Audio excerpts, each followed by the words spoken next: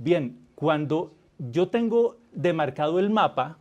de las fuentes institucionales, de las normas que regulan su accionar, puedo entonces dar un segundo paso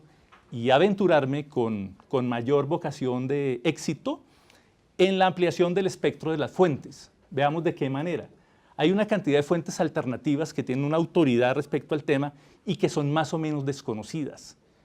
Comienzo por citar la UIAF, la Unidad de Información y Análisis Financiero. Como bien recuerdan ustedes, este es un organismo de inteligencia financiera ligado estructuralmente, funcionalmente al Ministerio de Hacienda, pero es una institución que durante el último tiempo ha tenido una inhibición derivada del hecho de que uno de sus últimos directores estuvo en la cárcel por haber prestado el aparataje de inteligencia, de recabación de la entidad a su cargo, en beneficio de una persecución política aparente durante el gobierno del doctor Álvaro Uribe Vélez. Entonces, utilizaron información de la UIAF sobre movimientos de cuentas, patrimonios personales de la entonces senadora Piedad Córdoba. Esto tuvo un efecto en la Fiscalía. El señor fue investigado penalmente y destituido, aunque nunca se le condenó. A partir de ahí, la UIAF entró en una suerte de inhibición que ha hecho que los periodistas se desentiendan de ella como fuente, y no hay razón para que eso sea. Lo digo por experiencia propia. Cuando estaba en Caracol Televisión y nos aproximamos a un informe sobre un tema de contrabando, una de nuestras principales fuentes fue la UIAF, que semanalmente produce más o menos en promedio 25 reportes con destino a la Fiscalía. La Corte Constitucional ha dicho que la información de inteligencia no tiene vocación de prueba, es solamente un referente, pero cuando la información que capta la UIAF hace tránsito a un expediente en la Fiscalía, ya comienza pues, de manera progresiva a adquirir la condición de prueba y es accesible cuando ya esté en un expediente. Entonces, en un proceso relacionado con contrabando, ¿quiénes intervienen? El sindicado, el fiscal que acusa, normalmente hay un representante del Ministerio Público, aparte de los abogados de la defensa y de la parte acusadora, con lo cual el espectro de las fuentes crece exponencialmente. Entonces, el documento original de la UIAF, que era solamente un referente en materia de inteligencia, de recabación de información, se me potencia cuando ya hace tránsito en el expediente y ya tengo más alternativas para acceder desde la perspectiva periodística a las fuentes. Normalmente mis estudiantes en la clase de Ética y Derecho me preguntan que si la información derivada de un expediente reservado, que tiene vocación de estar reservado, puede acarrear sanciones. Entonces les he dicho claramente que no, que para eso tenemos el atributo, ese tesoro que se llama el sigilo profesional, para abordar fuentes que nos confían a nosotros información que tiene, en un entorno reservado, y que ese sigilo profesional que tiene rango constitucional y que hace parte de lo que la Corte Suprema, la Corte Constitucional llama el bloque de constitucionalidad, es decir, tratados internacionales sobre determinadas materias que al ser incorporados a la legislación colombiana tienen un valor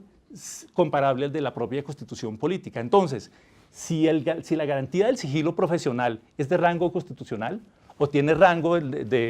o es derivado del bloque de constitucionalidad, necesariamente es un mecanismo, una caparazón de protección fundamental para el trabajo del periodista. Acceder a la información de la UIAF, que tiene presencia en grupos importantes presididos por Colombia, como el antiguo Gafilat, que hoy es el Gafisud, que actualmente es el Gafilat, el Grupo de Acción Financiera Latinoamericana. Colombia actualmente preside el Gafilat. Entonces, hay que sacarle provecho a eso. Hay que buscar las autoridades del Gafilat, encabezadas por nosotros, coordinadas desde la Secretaría Ejecutiva por el director de la UIAF, que es colombiano, que es nuestro, para extraer información de utilidad. Por ejemplo, nos permitiría saber cuáles de las empresas productoras de derivados del tabaco que son sospechosas de lavado de activos pueden tener inversiones importantes en paraísos fiscales. Ese circuito no es inaccesible. Lo demostraron recientemente periodistas que abordaron el tema de investigación de los papeles de Panamá. Hicieron un tándem de investigación periodística con una base, con un fundamento internacional muy importante y lograron penetrar información que recababa, que reposaba en paraísos fiscales y que aparentemente era inescrutable. Entonces, la primera fuente alternativa, aparte de las fuentes institucionales que he enunciado de manera desordenada, a la que yo propondría acceder, sería la Unidad de Información y Análisis Financiero, que es un organismo muy importante que potencia la política fiscal desde su perspectiva, coordinada por el Ministerio de Hacienda. El Gafilat, ya lo expliqué de qué manera, y hay otras organizaciones de orden paraestatal, no sé cómo llamarlas, la expresión para puede prestarse para equívocos, pero digamos que tiene una función paraestatal, que es la Federación Nacional de Departamentos. Esa es una mixtura entre entidad pública de segunda categoría y tiene algo de estirpe de ONG, pero lo que sí me consta, porque la he consultado como fuente, es que tiene tiene insumos informativos muy importantes para sacar adelante investigaciones de este orden, de contrabando. Esa federación tiene una tarea importante actualmente y es que administra un convenio con la Philip Morris, un convenio que fue hijo de un conflicto jurisdiccional muy importante. Colombia, los departamentos se enfrentaron a la Philip Morris con el propósito de, la acusaban ante centros de conciliación internacional de que la Philip Morris con el contrabando que estaba,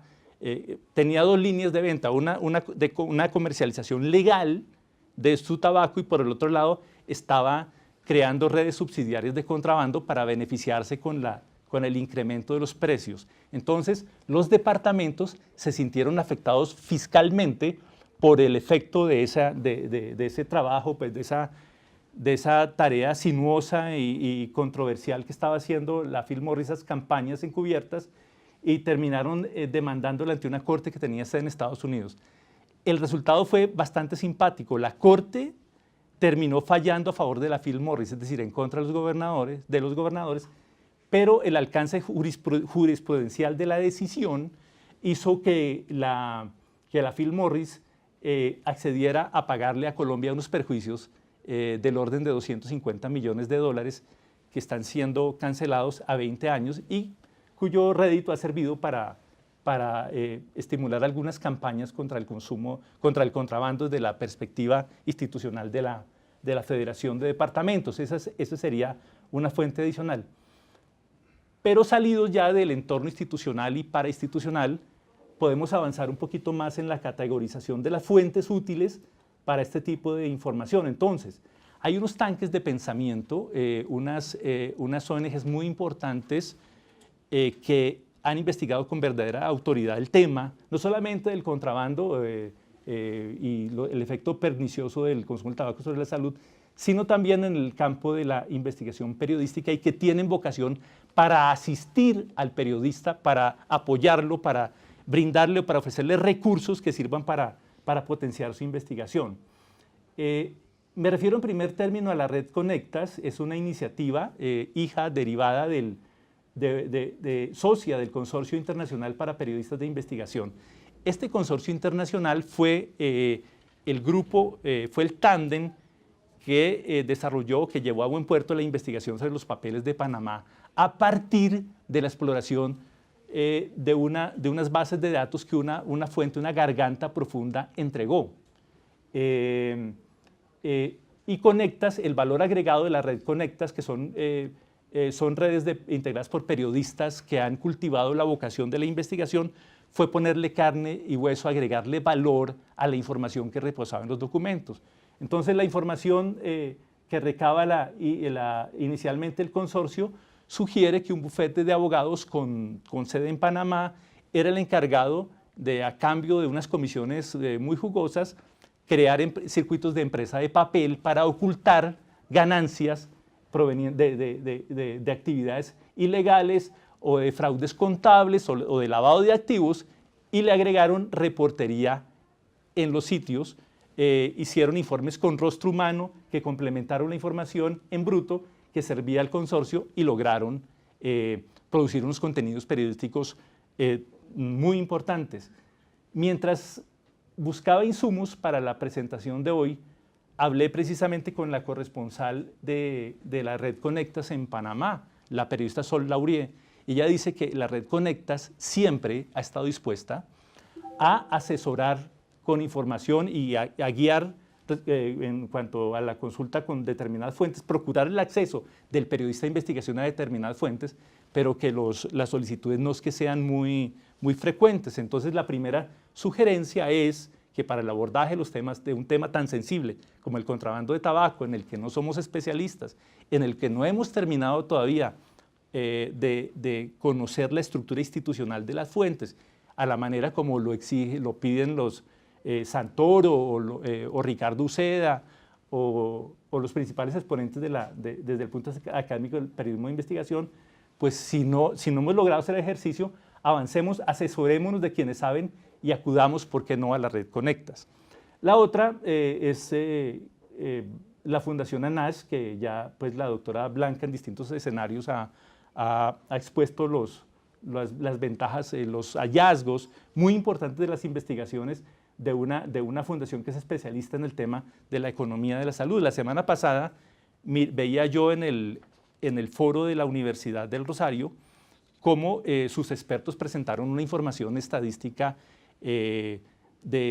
monitoreo y de seguimiento al tema que francamente yo en mis 39 años de ejercicio profesional desconocía, no sabía, no conocía, estaba lejos de imaginar las consecuencias del tema del consumo, su impacto sobre la economía nacional y su impacto sobre la salud. Me parece que es el primer, y lo digo no porque ella está aquí, es la primera ONG o batería de pensamiento que se aproxima de manera científica y técnica al tema. Entonces, ese tipo de fuentes normalmente pasan desapercibidas para nosotros. En un mundo donde el periódico, bueno, yo quizá por mi edad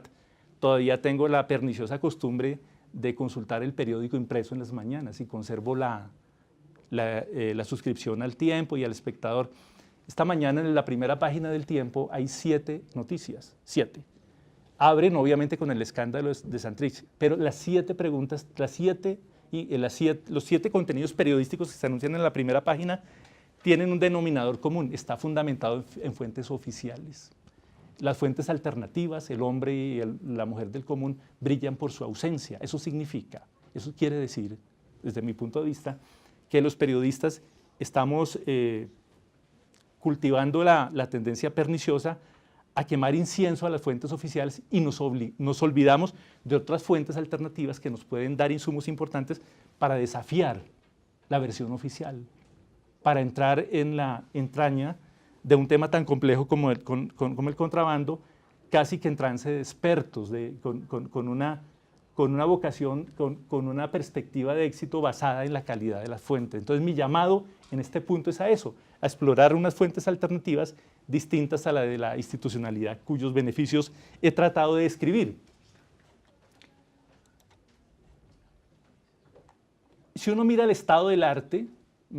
con esto quiero referirme pues a las investigaciones que han tenido mayor calado y mayor impacto en relación con el tema que estamos tratando hoy, encuentra que hay unos resultados relativamente positivos, pero las investigaciones han sido muy escasas y muy distanciadas en el tiempo. No hay un sistema de tracto sucesivo que nos permita poner en la agenda temática de los medios de manera permanente el tema del contrabando del cigarrillo. Entonces, mirando un poquito el estado del arte, me encuentro con trabajos como el que Marta Soto, y no sé si Natán también intervino en eso,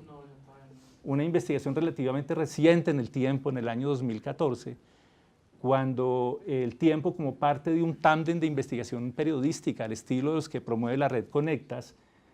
tuvieron como eje la